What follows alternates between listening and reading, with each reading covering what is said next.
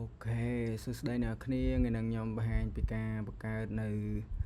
OU បង្កើត user ហើយនឹងបង្កើត group ហើយក៏ដូចជា file share file ដែរអ្នកគ្នាអញ្ចឹងយើង share file ទៅកាន់ឲ្យ client របស់យើងពី server ទៅគឺយើងគ្រប់គ្រងពី server អញ្ចឹងមានន័យថា client របស់យើងគឺត្រូវបានគ្រប់គ្រងដោយ admin ដែលគាត់មានសិទ្ធិនៅលើ server អញ្ចឹងយើងអត់ពិបាកឲ្យ set up client មួយទេអូខេអញ្ចឹងយើងជំហានដំបូងយើងត្រូវ Windows M ហើយ YMMC មកអ្នកគ្នាអូខេអញ្ចឹងយើងធ្វើការចុចទៅលើគេ ចុចទៅលើ file ហើយយើងចុច add remove មកយើងធ្វើការ add active directory domain user ហើយនឹង computer តើមកយើង add មកអូខេអញ្ចឹងយើង add ហ្នឹងហើយយើងចុច OK មកមានន័យថាយើងបង្កើតអាហ្នឹងឲ្យវាដាក់វានៅលើណាយើងដាក់វានៅលើ desktop អ្នកគ្នាគឺយើងដាក់វានៅលើ desktop ហ្មងកុំឲ្យយើងពិបាកចូលទៅកាន់ Windows server ហើយចុចអញ្ចឹងមានន័យថាយើង pin វាទុកនៅលើ desktop ស្នុកយើង ងាយស្រួលក្នុងការចុចវាអញ្ចឹងអ្នកគ្នាយើងងាយស្រួលក្នុងការចុចវានេះវា load ដែរអញ្ចឹងយើងចុចមកអញ្ចឹងពេលដែលយើងបើកមកយើងមិនបាច់ចាំទៅចូល Windows server manager ទេយើងចុចនៅលើ home screen របស់យើងហ្មងអូខេអញ្ចឹងយើងចុចទៅលើហើយយើងចេញមកអញ្ចឹងយើងបាននេះវាចេញរៀងដូចតែយើងពេលយើងចូល server manager អញ្ចឹងអីគេដំបូងឡើយគេយើងចូលមកកាន់ user មកយើងមើលកន្លែងនេះឃើញអត់ហ្នឹងគឺជា user ទាំងអស់ដែលមាន ហើយវាមាន administrator វាមានអីដែលយើងបានបង្កើតអញ្ចឹងក្នុងគោលបំណងហ្នឹងយើងចង់បង្កើតគ្រប់គ្រងឧទាហរណ៍ថាយើងមានក្រុមហ៊ុនអញ្ចឹងយើងចង់គ្រប់គ្រង department ចង់គ្រប់គ្រង staff អីចឹងអញ្ចឹងកន្លែងហ្នឹងគឺយើងត្រូវបង្កើត OU អ្នកគ្នាអញ្ចឹងយើងធ្វើការមកស្ដាមមកយើងចុច new អញ្ចឹងនៅពេលដែលយើងចុច new ហើយយើងយក OU នេះអ្នកគ្នា organization unit ហើយយើងដាក់ឈ្មោះវាអូខេយើងដាក់ឈ្មោះមកហើយគេ IT department អីចឹងទៅឧទាហរណ៍ថានេះកន្លែងអ្នកគ្នាមាន department ច្រើនយើងដាក់តាមហ្នឹងបង្កើតតាមហ្នឹងអូខេយើងបង្កើតបាន IT department ហើយបន្តមកយើងបង្កើត HI មួយទៀតចឹងមកអូខេអញ្ចឹងយើងដាក់ HR ចឹងទៅអញ្ចឹងនៅក្នុង HR ហ្នឹងយើងចង់គ្រប់គ្រងនៅ computer គ្រប់គ្រងនៅ user ដែលមាននៅក្នុង department ហ្នឹងហើយអញ្ចឹងយើង click new មកហើយយើងយកគេយើងយក computer អញ្ចឹងយើងដាក់ឈ្មោះវា computer មកមាននៅក្នុង department ហ្នឹងវាមាន computer វាមាន user ដែលយើង user ដែលយើងឲ្យ client របស់យើងប្រើអញ្ចឹងណាអញ្ចឹងដូចកន្លែងនេះអញ្ចឹងខ្ញុំបង្កើត user អញ្ចឹង user ឈ្មោះអីគេកន្លែងហ្នឹងគឺយើងដាក់ចរនេះមកហើយយើងដាក់ឈ្មោះអីក៏បានដែរគ្នាសេតតែអ្នកគ្នាដាក់អញ្ចឹងខ្ញុំដាក់តាមឈ្មោះនេះមកហើយយើងដាក់ user ឲ្យគាត់សម្រាប់ login សម្រាប់អីចឹងហើយយើងដាក់ password ឲ្យគាត់ password ហ្នឹងយើងមាន4 option អ្នកគ្នាយើងយក password never expire មកបើកន្លែងនោះនេះគឺ password ខ្ញុំដាក់ឲ្យខ្ញុំដោយសារតែ client របស់ខ្ញុំតេស្តគឺខ្ញុំមកចង់ដាក់ password ច្រើនទេគឺខ្ញុំដាក់ password ដូចគ្នាអញ្ចឹងណាអ្នកគ្នាគឺខ្ញុំដាក់ password ឲ្យពួកគាត់ដូចគ្នាអូខេយើងចូលមកដាក់ password មកហើយកន្លែង user mask change ហ្នឹងមានន័យថាយើងបង្កើតឲ្យគាត់ម្ដងហើយដល់ពេលយើងគាត់ login គាត់ត្រូវ change ម្ដងទៀតប៉ុន្តែខ្ញុំខ្ជិលអញ្ចឹងខ្ញុំបង្កើតឲ្យស្រេចតែហ្មងបង្កើតឲ្យគាត់អាច login ចូលបានអញ្ចឹងណាអូខេអញ្ចឹងកន្លែងនេះអូខេនៅកន្លែងនេះគឺខ្ញុំបង្កើតនេះសិនខ្ញុំបង្កើតជា group សិនអញ្ចឹងខ្ញុំលុបចោលសិនខ្ញុំចង់ដាក់ជា OU មានន័យថានៅក្នុង OU IT department ហ្នឹងខ្ញុំធ្វើការបង្កើត OU មួយទៀតឬក៏2 3ទៀតក្នុងហ្នឹងអញ្ចឹងឥឡូវខ្ញុំបង្កើត computer ខ្ញុំធ្វើការបង្កើត computer ហើយគេទៀតខ្ញុំធ្វើការបង្កើតនៅ user អញ្ចឹងក្នុងហ្នឹងយើងអាចដាក់ user យើងដាក់ group អីក្នុងហ្នឹងទៀតអញ្ចឹងអ្នកគ្នាអញ្ចឹងកន្លែង computer នេះអូខេអញ្ចឹងដែល user មក new មកហើយខ្ញុំបង្កើត user ថ្មីអញ្ចឹងអីគេខ្ញុំបង្កើត user មិញមកJohnny ដែរចេះដាក់ទៅអ្នកគ្នាដាក់តាមប៉ុន្តែដាក់ឲ្យចាំហ្នឹងព្រោះដោយសារតែយើងប្រើ user ហ្នឹងសម្រាប់ login ពី laptop របស់ client អញ្ចឹងណាអ្នកគ្នាហើយយើង set password set អីមកអញ្ចឹង password គឺខ្ញុំដាក់ដូចគ្នាខ្ញុំដាក់ដូចគ្នាកុំឲ្យពិបាកយើងញ៉ៃផ្លេចអីចឹងអញ្ចឹងយើង click next មកហើយ next ទៀតមកអូខេអញ្ចឹងយើងឃើញយើងបាន user មួយនៅក្នុងអីគេនៅក្នុង folder user ឈ្មោះ Johnny Day បន្តមកគេទៀតខ្ញុំធ្វើការ run laptop client ដើម្បីធ្វើការ test យក user ដែលខ្ញុំបង្កើតហ្នឹងយកទៅ log in អញ្ចឹងអ្នកនរ DHR នេះយើងបង្កើតនេះដែរមក OU ទៀតមកហើយយើងដាក់អីគេ computer យើងដាក់ user ដូចគ្នាមកអ្នកគ្នាគឺអាហ្នឹងគឺវាអាស្រ័យទៅលើកន្លែងធ្វើការអ្នកគ្នាដែលត្រូវការអីខ្លះអញ្ចឹងអញ្ចឹងអានេះខ្ញុំគ្រាន់តែ test ឲ្យមើលថារបៀបធ្វើគេរបៀបម៉េចបង្កើតអីម៉េចអញ្ចឹងណា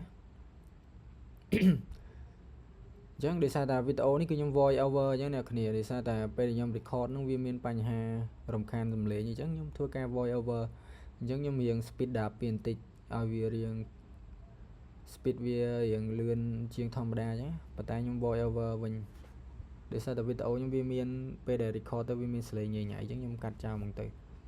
អញ្ចឹងមិញខ្ញុំ create user ហើយអ្នកគ្នាឈ្មោះគេឈ្មោះ Johnny Dang នេះអញ្ចឹងខ្ញុំចូលទៅ Windows client ហើយខ្ញុំ log in ជា user Johnny Dang ហ្នឹងអញ្ចឹងខ្ញុំដាក់ password របស់គាត់មកនោះ ABC ផ្កាយ1រហូតដល់5អូខេចុចមកអញ្ចឹងពេលដែលយើងចូលហើយគេទៀតយើងធ្វើការអីគេអញ្ចឹងមានន័យថាយើងបង្កើត user success ហើយយើងអាច log in បានហើយអញ្ចឹងខ្ញុំហ៊ានទី2ទៀតគឺខ្ញុំចូលទៅបង្កើតអីគេខ្ញុំចូលទៅបង្កើតអានេះខ្ញុំគ្រាន់តែបង្កើត user HR ទេខ្ញុំបង្កើត test ទេប៉ុន្តែយើងចង់ log in យក user នឹង log in ក៏វាចូលដែរប៉ុន្តែក្នុងវីដេអូហ្នឹងគឺខ្ញុំ test តែលើ IT department ឲ្យអ្នកគ្នាមើលមួយទេអញ្ចឹងចំពោះ HR ឬក៏មាន department អីផ្សេងទៀត department risk management department អីណានៃDevOps អីចឹងទៅឬក៏ infrastructure អ្នកគ្នាអាចបង្កើតតាមហ្នឹងបានអញ្ចឹងខ្ញុំមើល user មើលនោះ Johnny Dang គឺយើង login success ជាមួយនឹង user ដែលយើងបានបង្កើតពី Windows server របស់យើងពី domain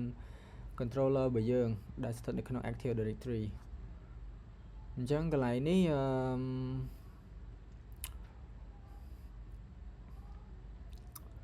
យើងធ្វើការ login មិញខ្ញុំ login នៅក្នុង IT department ឥឡូវខ្ញុំ login user test នៅលើ HR វិញម្ដងអ្នកគ្នាចង់ដឹងវា log ចូលអត់អញ្ចឹងយើងមើលទៅអូខេយើង log ចូលធម្មតាហើយយើងចូលមើល user មើលវាពិតជា user ដែលយើងបានបង្កើតពីអីគេ user ដែលយើងបានបង្កើតពី computer មែនអត់ពី server មែនអត់អញ្ចឹងយើងបាន log ចូលហើយអញ្ចឹងកន្លែងនេះគឺ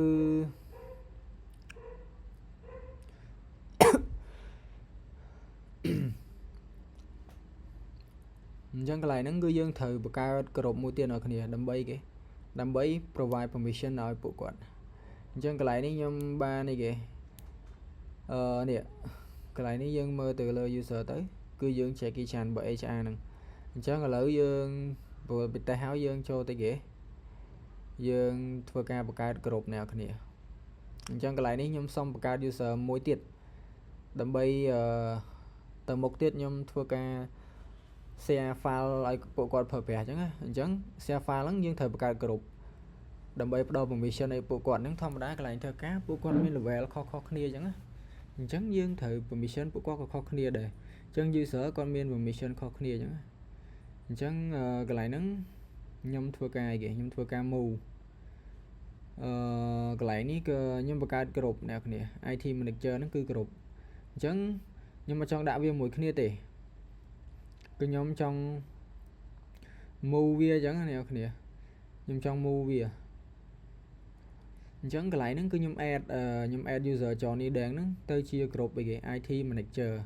អញ្ចឹង IT manager ហ្នឹងជាក្រុម Johnny Dang គឺជា user អញ្ចឹងខ្ញុំ add user Johnny Dang ទៅក្នុងក្រុម IT manager អញ្ចឹងណាអ្នកគ្នាអញ្ចឹង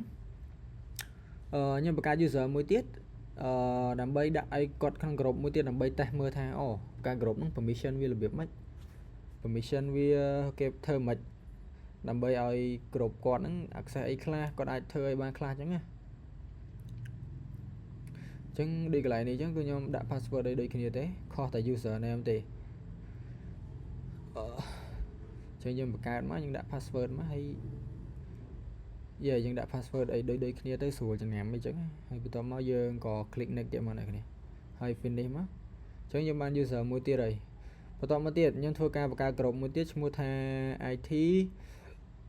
assistant manager chẳng như miếng group IT manager mỗi IT assistant manager mỗi để phụ quát mình user pi nè để phụ quát là về khó kia chẳng á chẳng như thua ca add user chọn việc nướng thực ca này ghế nhưng thua cho lơ property mà này ok nè add thuộc yeah property các bạn này tao mới dừng add đây ghế dừng vay mua group nó má nè chẳng trên một toàn khóm nó cứ thời rồi chẳng những ok má cái này cứ nhung xong rename rồi sao sẽ khó chẳng những add VM đầu tiên mà này add cho tới ghế chọn việc nó nhung add cho tới IT assistant manager ok dân check hay ok má chẳng dân ban user pi nó cứ có sẽ không group xây kia mỗi cho đi đáng cứ con nơi khăn IT manager chọn việc nơi khăn IT assistant manager ok dân mơ mẹ khơi nhát mấy design là nhóm auto apply nè nhóm auto apply vì nhóm live change chẳng cái này nó như nhóm thà apply version trong mình về đà chứ nhóm thà add VM đầu tiên mà nhưng check add mà hay check name đã IT assistant manager ok hay dừng check add hay dừng check apply mà này mấy nhóm play apply ok chẳng khơi nhà dừng bàn user và tay nhưng mà trong đạp sen cái tiền này cái nhưng mà trong đạp vì cho lộn user 10 group tiền chẳng nhóm thua ca bạc cát nhóm đừng thua ca bạc cát OU nè nè nhóm thua ca bạc cát OU nó không ở IT department tiền chẳng nhóm đã group chẳng mình tha group thật được không folder group users được không folder user the computer được không folder computer chẳng nào nè ok nhóm add má cho group pop mà đám add IT group ok pop tao mới add user một đầu nhưng thua ca add user pin này nó cho được nó group user một đầu ok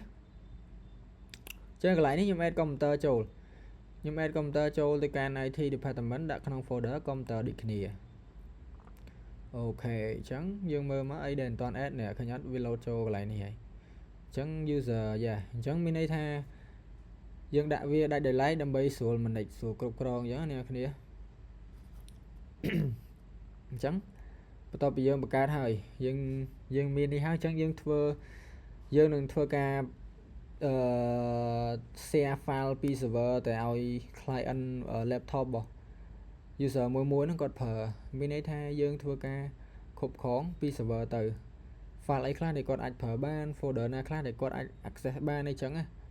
chẳng thông đa tên này này lại ca nghi viên chẳng tam level tam position bảo quạt permission tôi thông mấy giống á đội file là cái đội kia này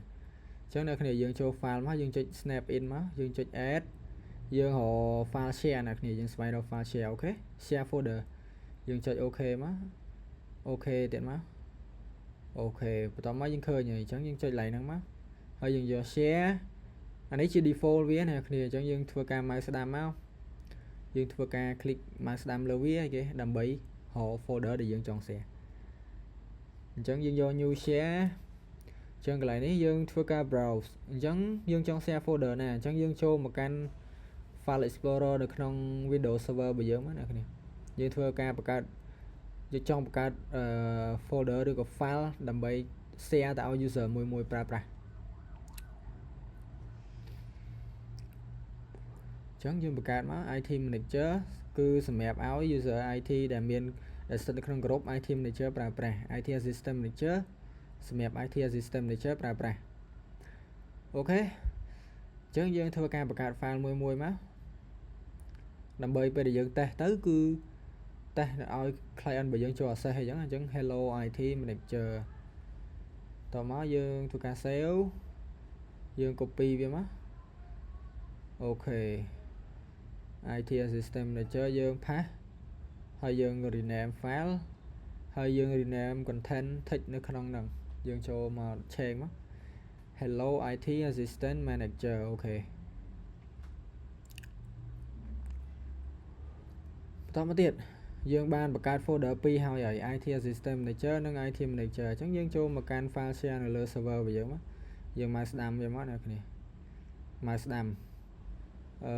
បន្ទាប់ពីយើងមកស្ដាំមកយើងយក new share មកអ្នកគ្នាអញ្ចឹងយកមកស្ដាំ new share ហើយយើង browse ទៅកាន់ folder ដែលយើងបានបង្កើតមិញ folder មិញនេះអញ្ចឹងយើងចុច OK មកកន្លែងនេះយើងនិចមកហើយយើងយក customize permission អូខេអញ្ចឹងកន្លែងនេះ everyone យើងអត់ចង់ឲ្យ everyone ឃើញទេអ្នកគ្នាយើងចង់ឲ្យ specific group ណាមួយដែលយើង assign ឲ្យអញ្ចឹង everyone មានន័យថាណាគេក៏មើលបានដែរតែយើងចង់ឲ្យតែគេ IT manager អញ្ចឹងយើង add ថា group IT manager មិនគាត់មើលបាន security នេះយើងធ្វើការ add មក permission របស់គាត់អីខ្លះអូខេយើង add មកយើង add group មក group IT manager អូខេអ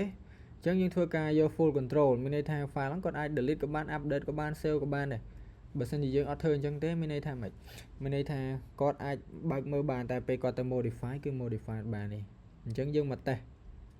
យើងធ្វើ test លើ Windows client របស់យើង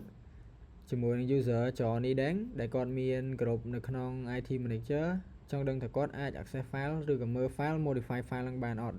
បន្ទាប់ពីយើងធ្វើការ manage ពីដោយ admin នៅលើ domain controller ឬក៏ active directory ហើយអញ្ចឹងយើងចូលមកមើលមកអានេះគឺគេ IT system manager អញ្ចឹងយើងអត់ត share ទេកន្លែងនេះយើងធ្វើការ test ជាមួយនឹង IT manager មុនអ្នកគ្នាអញ្ចឹងយើងចូលមកគេយើងចូលមក client របស់យើងមកហើយយើង login ជា user Johnny Deng ដោយសារ Johnny Deng គាត់អីគេ Johnny Deng គាត់ជាគាត់មាន role ជា IT manager យើងចូលមើលមកនេះឃើញអត់ IT manager អញ្ចឹងចង់ដឹងថា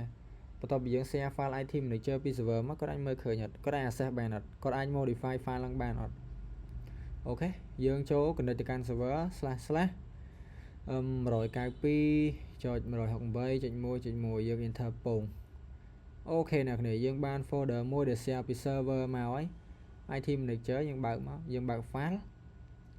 អូខេយើងអាច access បានយើងអាចអីគេយើងអាចមើល text បានយើងអាច modify បានអញ្ចឹងតមក control save អូខេវា save ហើយអញ្ចឹងមានន័យយើង full control ណាអ្នកគ្នាអញ្ចឹងយើងចូលមកមើល user system manager ម្ដងយើងអីគេយើងធ្វើការអីគេកន្លែងនេះយើងអាច share ពីក្នុង file explorer ទៅក៏បានដែរអ្នកគ្នាតែដើម្បីកុំឲ្យច្រឡំយើង share ពីកន្លែងពី server ទៅហ្មងទៅ Pro យក file ដែលយើងចង់ share IT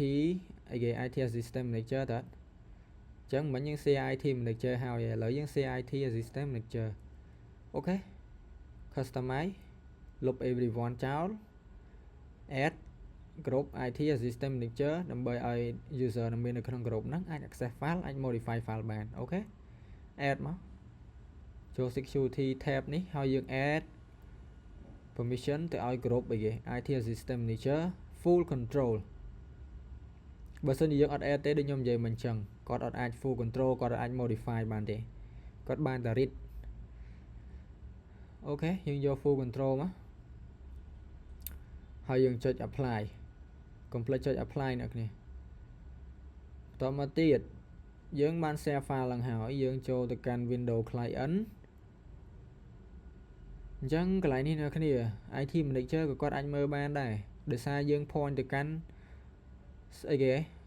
IP របស់ server តែមួយ 192.168.1.1 នេះប៉ុន្តែសួរថា IT manager ហ្នឹងគាត់អាចមើល access IT system manager បានអត់អ្នកគ្នា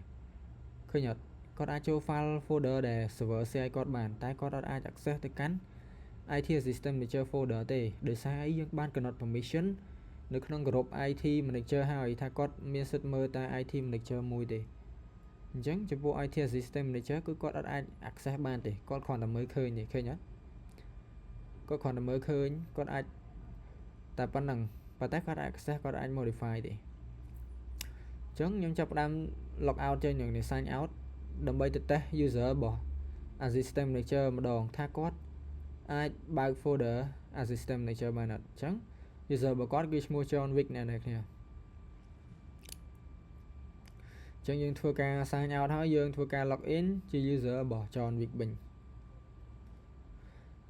ចឹងយើងបានចូលហើយយើង login មកចឹងនេះយើងដាក់ add user មក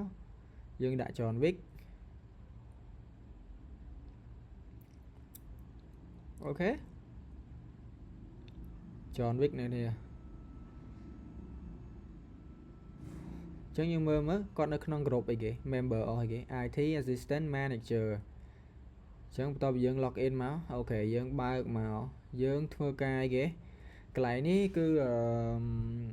វាជាប់អ្នកគ្នាកន្លែង clear access នេះឃើញអត់វាមាន recent file អាហ្នឹងគឺខ្ញុំតេស្តលើកមុនទេវាជាប់ប៉ុន្តែសួរបើកបានទេដោយសារវាជាប់នៅ quick access ហើយអ្នកគ្នាយើងធ្លាប់វាជាប់អា folder nàyយើងធ្លាប់ប៉ះធ្លាប់ចូលអញ្ចឹងវាជាប់នៅលើហ្នឹងអញ្ចឹងយើងលុបចោលមកវាបើកកើតទេវាគ្រាន់តែឃើញតែយើងលុបវាចោលមកអាហ្នឹងវាគ្រាន់តែជា file ចាស់ខ្ញុំធ្លាប់តេស្តពីមុនយើងលុបវាចោលដល់គ្នាវាចូលអត់បានដែរហ្នឹងអូខេអញ្ចឹងយើងមក local C របស់យើងមកយើង point ទៅកាន់ server របស់យើង 192.168.1.1 អូខេឃើញអត់មានន័យថា IT System Manager ហើយនឹង user ដែលមាននៅក្នុង group IT Manager គឺគាត់អាចមើលឃើញ folder ហ្នឹងដូចគ្នាហើយអាពីរ folder ទៀតវាជា default ទេអ្នកគ្នាអញ្ចឹងឥឡូវក្នុងនាមខ្ញុំនៅក្នុង group IT System Manager អញ្ចឹងខ្ញុំសាកអីគេខ្ញុំធ្វើការបើក folder អីគេខ្ញុំធ្វើការ test IT Assistant Manager អញ្ចឹងខ្ញុំអាច access បានអញ្ចឹងនេះគ្នាខ្ញុំអាច access បានហើយខ្ញុំមើលខ្ញុំចុចលើនឹងមើលនេះ user John Wick នេះជា role របស់គាត់ក្រុមរបស់គាត់ IT System Manager ហើយខ្ញុំធ្វើការបើក file មកខ្ញុំអាច read file បានខ្ញុំអាចអីគេខ្ញុំអាចធ្វើការ modify ហើយ save control S save អូខេខ្ញុំមាន permission ខ្ញុំមាន full control បន្ទាប់មកខ្ញុំធ្វើការទៅបើក folder IT Manager ម្ដងខ្ញុំបើកបានអត់ខ្ញុំបើកអត់បានទេដោយសារតែខ្ញុំអត់មាន permission ទេដោយសារយើង point ទៅកាន់ IP របស់ server តែមួយអញ្ចឹងវា load folder មកឲ្យយើងឃើញតែជាក់ស្ដែងគឺយើងអាច access យើងអាច read យើងអាច write data ទៅលើ folder ណាដែល admin នៅលើ domain controller ឬក៏នៅលើ Active Directory យើងហ្នឹងគាត់ជាអ្នក set ឲ្យទេអញ្ចឹងក្រៅពី folder ដែលយើងគេ set ឲ្យគឺយើងអាចចូលប្រើប្រាស់បានទេគឺយើងមានសិទ្ធិទៅលើ folder ដែលយើងមាន permission ដែលគេឲ្យទេអូខេអញ្ចឹងនេះគឺជារបៀបបង្កើត file folder share file OU អីចឹងអ្នកគ្នាអញ្ចឹងវីដេអូខ្ញុំមានតែប៉ុណ្្នឹងទេវីដេអូក្រោយខ្ញុំនឹងមានអីថ្មីចែករំលែកអ្នកគ្នាទៀតអរគុណបាយបាយ